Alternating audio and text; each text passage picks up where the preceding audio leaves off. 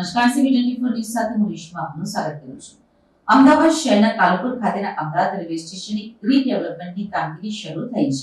2350 કરોડ રૂપિયાના ખર્ચે આ ડેવલપમેન્ટની કામગીરી હાથ ધરાઈ છે. ગુજરાતના સૌથી મોટા રેલવે સ્ટેશન એવા અમદાવાદના કાલુપુર રેલવે સ્ટેશનનું રીડેવલપમેન્ટ કરવામાં આવશે. આગામી 26મી ફેબ્રુઆરીના વડાપ્રધાન નરેન્દ્ર મોદી દ્વારા વિડીયો કોન્ફરન્સના માધ્યમથી ખાતમુહૂર્ત કરવામાં આવશે. કાલુપુર રેલવે સ્ટેશન મોઢેરાના સૂર્ય મંદિરની થીમ ઉપર બનાવવામાં આવશે. એરપોર્ટ કરતાં પણ ખૂબ જ અદ્યતન રેલવે સ્ટેશન બનાવવામાં આવશે. કાલુપુરથી લઈ સારંગપુર સુધીના રસ્તાને જોડવામાં આવશે. આ કામગીરી 36 માસમાં પૂર્ણ કરવામાં આવશે.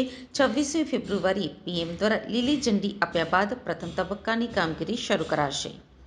નવા સ્ટેશનની કોણાર્ક અને અડાલજ વાવની થીમની ડિઝાઇન તૈયાર કરાઈ છે. સારંગપુર બ્રિજથી કાલુપુર બ્રિજ સુધીનો 10 મીટર ઊંચો એલિવેટેડ રોડ બનાવાશે. તેમજ 16 માળનું મલ્ટીમોડલ ટ્રાન્સપોર્ટ હબ પણ બનશે, જેમાં પાર્કિંગની સાથે રેલવેની ઓફિસ અને મુસાફરો માટે ફૂડ કોર્ટ અને રેસ્ટ રૂમ પણ બનાવાશે. દેશમાં 3 રેલવે સ્ટેશનોને આઇકોનિક તરીકે વિકસિત કરવા માટે જાહેરાત કરાઈ હતી, જેમાં અમદાવાદની સાથે દિલ્હી અને મુંબઈના રેલવે સ્ટેશનનો સમાવેશ કરાયો છે. વર્ષ 2045 અને 2060ને ધ્યાનમાં રાખીને પ્લાન બનાવાયો છે. હાલમાં સ્ટેશન પરના રેલવે ઓફિસના શિફ્ટિંગ ઉપર કામગીરી કરાઈ રહી છે. કાલુપુર ખાતે આવેલા અમદાવાદ રેલવે સ્ટેશનના રીડેવલપમેન્ટ તબક્કાવાર કરાશે. મુસાફરોને અસુવિધા ન પડે અને ટ્રેન વ્યવહાર ન ખોરવાય તે માટે ખાસ ધ્યાન રાખીને કામગીરી હાથ ધરાશે.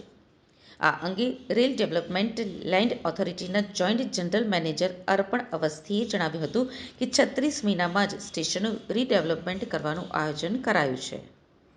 और खासकर अहमदाबाद जैसे बड़े स्टेशन वो ब्राउन फील्ड प्रोजेक्ट है, और ब्राउन फील्ड प्रोजेक्ट मतलब वहाँ डिफरेंट तरीके के इश्यूज हैं, स्पेस का इश्यूज है. उसके अलावा इसमें जो डायरेक्शन है कि पैसेंजर इनकन्वीनियंस और ट्रेन कैंसिलेशन मिनिमम से मिनिमम होंगे, उसके साथ कंस्ट्रक्शन करना है.